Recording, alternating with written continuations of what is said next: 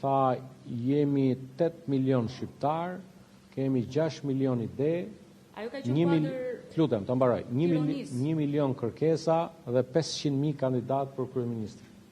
Kështu që kujt i përgjigjem, unë po ju them jo bindjen time, po bindjen tani më të shumicës shqiptarëve, që këtu nuk kemi të bëjmë thjesht dhe vetëm me një protest që lindi për një rast për cilin unë besoj që të gjithë ndajmë të njëjtin shqetësim.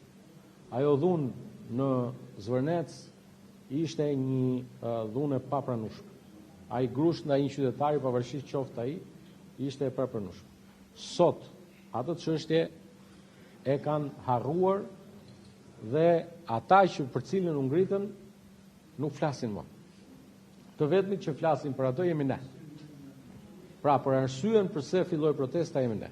Sot protestën atyre që e nisën ua kanë vjedhur. Se kush ua ka vjedhur, ju e dini, edhe unë e di, edhe gjithë shqiptarët e dinë. Keni njoftim zyrtar për largimin e Koçekut nga grupi?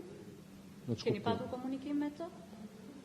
Shko, e para është për këtë çështje ua kam sqaruar dhe nuk dua t'i kthehem më komenteve për të ushqyer një telenovel që nuk pëlqen. Një njeri që nuk di të respektoj ata që e kanë zgjedhur dhe dua t'ju them, personin fjalë e ka zgjedhur Partia Socialiste e Shqipërisë.